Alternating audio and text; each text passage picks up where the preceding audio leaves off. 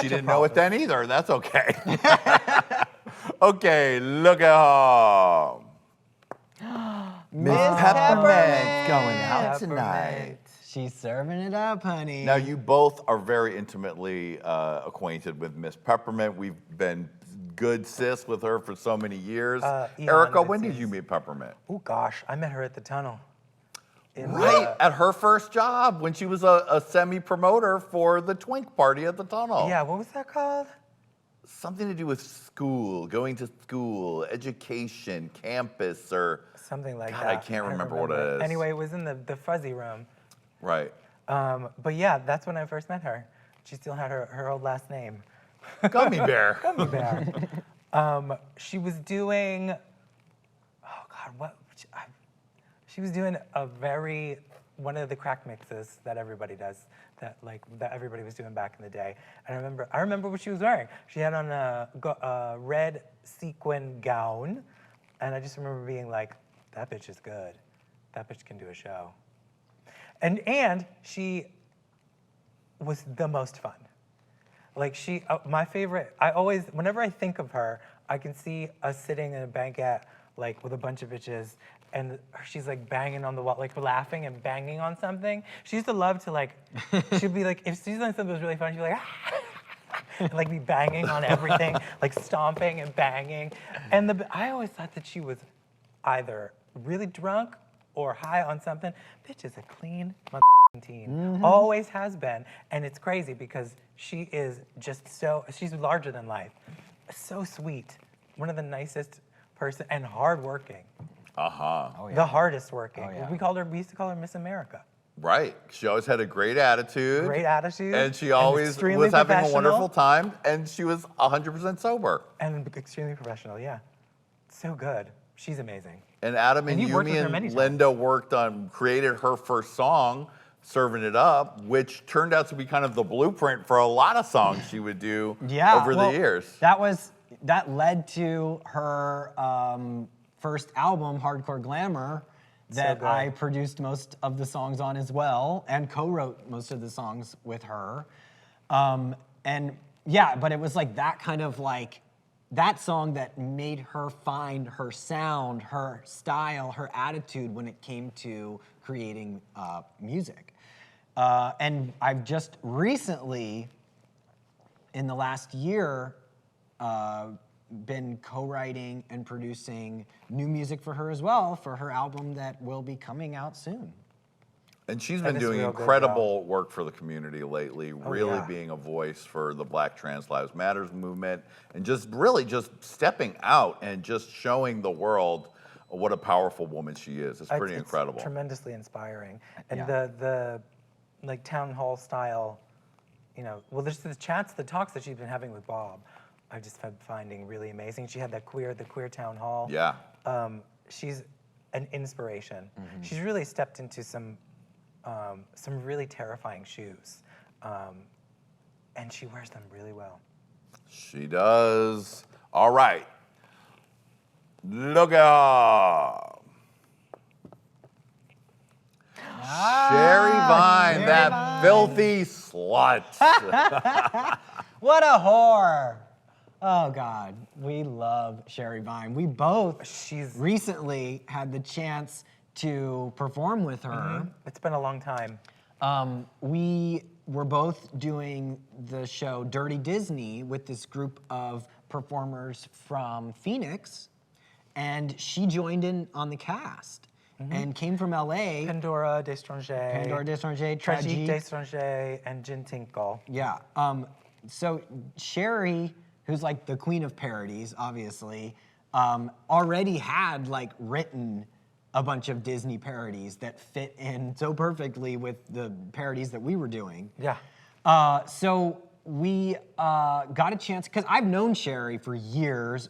We used to perform with her at clubs like Opaline and Area with Formica back in New York.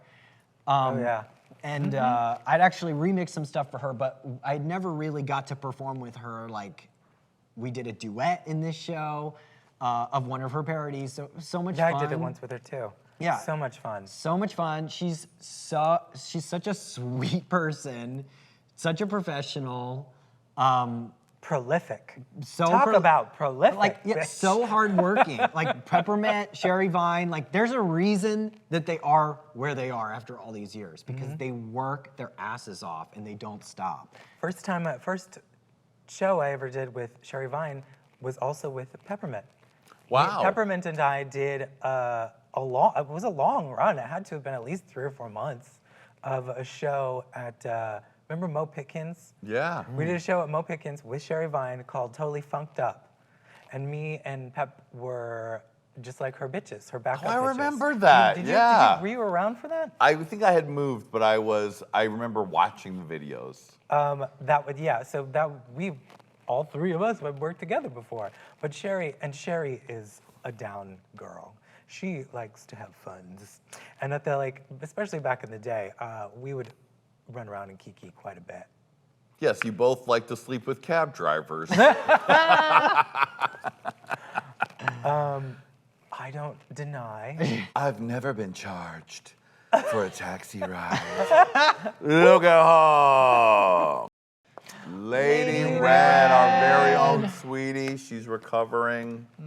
Adam, you produced the majority of Lady Red's Stunt Queen album when you were living on the couch at my house. I did. We became like besties when I was sleeping on your couch for the first year that I lived in LA. Yes.